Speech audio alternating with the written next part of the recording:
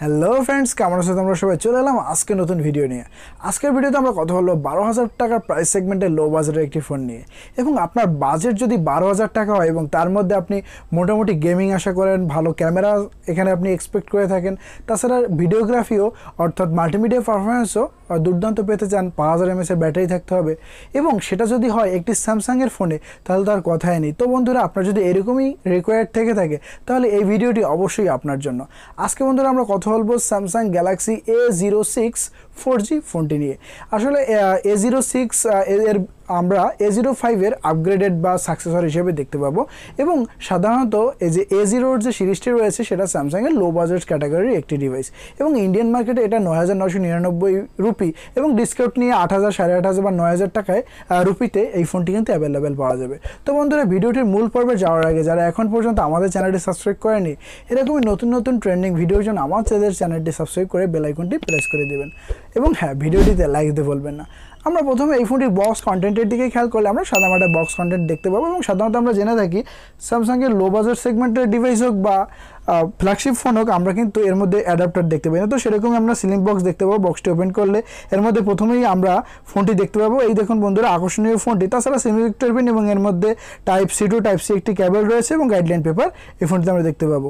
এবং বন্ধুরা, এই দেখুন হচ্ছে আমাদের আকর্ষণীয় ফোনটি, খুবই প্রিমিয়াম ডিজাইনের এই ফোনটি এবং A55 স্যামসাং গ্যালাক্সি A55 কিন্তু আমরা কালার মানে ডিজাইনটা আমরা এখানে দেখতে পাচ্ছি। 3টি কালার আমরা ফোনটি পেয়ে যাব, ব্ল্যাক, গোল্ড আর ব্লু কালারের। এবং বন্ধুরা, ডিজাইনটি দেখুন, আপনারা যদি আমার A55 ভিডিওটি দেখে থাকেন ঠিক সে একই রকম ডিজাইন কিন্তু আপনারা এখানে দেখতে পাবেন। এবং অবশ্যই হ্যাঁ, আপনারা যদি স্যামসাং গ্যালাক্সি A55 ফোনটি পছন্দ হয়ে থাকে তার কিন্তু ভিডিও আমি তৈরি করেছি, আপনারা কিন্তু আউটডোরতে পেয়ে যাবেন।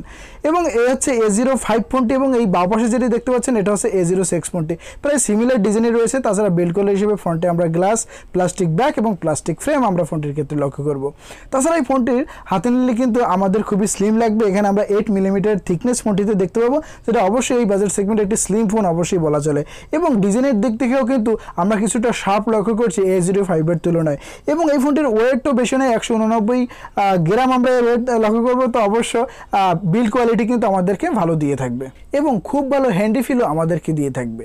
তাছাড়া এই ফোনটির ডিসপ্লের দিকে আমরা খেয়াল করলে ওয়াটার ড্রপ নচ ডিসপ্লে দেখতে পাচ্ছি। তো যদি আপনাদের এই বাজার সেগমেন্টে ওয়াটার ড্রপ নচ ডিসপ্লেতে প্রবলেম না হয় তাহলে ভিডিওটি শেষ পর্যন্ত দেখুন।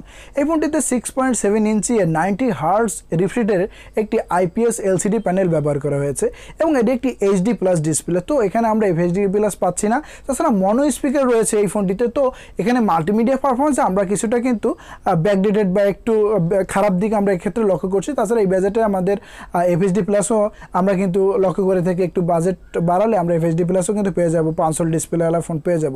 তো এক্ষেত্রে আমরা এখানে ওয়াটার ড্রপ নচ ডিসপ্লে দেখতে পাচ্ছি এবং HD+ এখানে ব্যবহার করা হয়েছে। এবং আমরা জানি যে স্যামসাংয়ের ডিসপ্লে কিন্তু লো বাজেট হলেও ডিসপ্লে কিন্তু ভালো হয়ে থাকে। তো এই ফোনটিও ব্যতিক্রম নয়, আমরা ভালো ডিসপ্লে এখানে খেয়াল করছি। কালার কন্ট্রাস্ট খুব সুন্দর কিন্তু এই ফোনটি আমাদেরকে দেখাচ্ছে।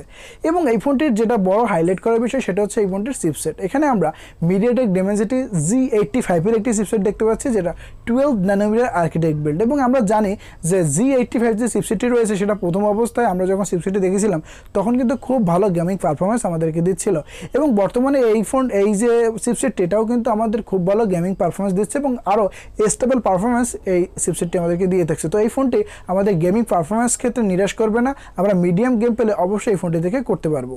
এবং ক্যামেরার দিকে যদি আমরা খেয়াল করি, ব্যাক প্যানেলে আমরা দুটি ক্যামেরা সেন্সর দেখতে পাচ্ছি। এখানে মেইন ক্যামেরা সেন্সরটি হচ্ছে 50 মেগাপিক্সেলের এবং আরেকটি হচ্ছে 2 মেগাপিক্সেলের, যেটা থেকে খুব একটা ভালো ফলাফল আমরা পাবো না। তবে 50 মেগাপিক্সেলের ক্যামেরাটি সেন্সরটি থেকে আমরা আশানুরূপ ভালো ছবি আমরা ক্যাপচার করতে পারবো। এবং ফোনটির ফ্রন্টে আমরা 8 মেগাপিক্সেলের ক্যামেরা দেখতে পাবো। এবং ভালো বিষয় হলো এই ফোনটির ব্যাক প্যানেল থেকে আমরা ভিডিওগ্রাফি করতে গেলে 1080p আমরা 60 fps এ ভিডিও রেকর্ডিং করতে পারবো। এবং এই ফোনটির এখানেই থেমে নেই, 5000 mAh এর বিগ ব্যাটারি ফোনটিতে আমরা দেখতে পাচ্ছি, যেটা চার্জ করতে 25 ওয়াটের অ্যাডাপ্টার আমরা এখানে চার্জিং সাপোর্ট দেখতে পাবো। তবে হ্যাঁ, আমরা কিন্তু বক্সের মধ্যে অ্যাডাপ্টার পেয়ে যাবো না। আপনি শুধু বাজেট 12,000 টাকায় রাখলে হবে না, এক্ষেত্রে অবশ্যই আপনার অ্যাডাপ্টারের জন্য আলাদা টাকা কিন্তু গুছিয়ে রাখতে হবে। তবে হ্যাঁ, আমরা একটি ভালো ব্যাটারি পারফরমেন্স আমরা এই ফোনটি থেকে পেয়ে যাবো।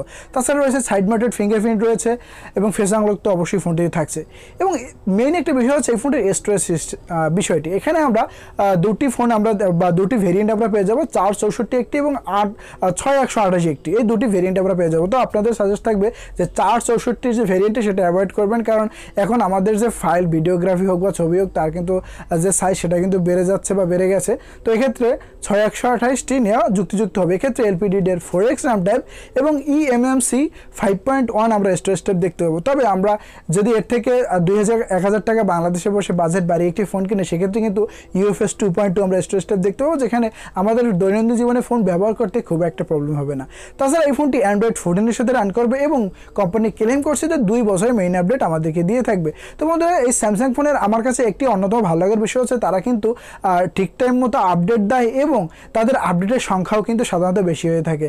এখানে আমরা যে লো বাজেট সেগমেন্টে দেখি যে 1 বছরের আপডেট দিয়ে থাকে, তো এখানে কিন্তু কোম্পানি 2 বছরের মেইন আপডেট দিচ্ছে, অর্থাৎ অ্যান্ড্রয়েড 15 এবং অ্যান্ড্রয়েড 16 কিন্তু আমরা ফোনটি থেকে পেয়ে যাব। কানেক্টিভিটি দিয়ে খেয়াল করলে আমরা একটি 4G ফোন হিসেবে এটা দেখতে পাবো। তাছাড়া এই ফোনটিতে ব্লুটুথ 5.3 এবং ডুয়াল ব্যান্ড ওয়াইফাই আমরা দেখতে পাচ্ছি। তাছাড়া 3.5mm হেডফোন জ্যাক ফোনটিতে আমরা পেয়ে যাবো, যেটা অবশ্যই একটি ভালো বিষয়। এবার আসা যাক এই ফোনটির প্রাইস সেগমেন্টের ক্ষেত্রে।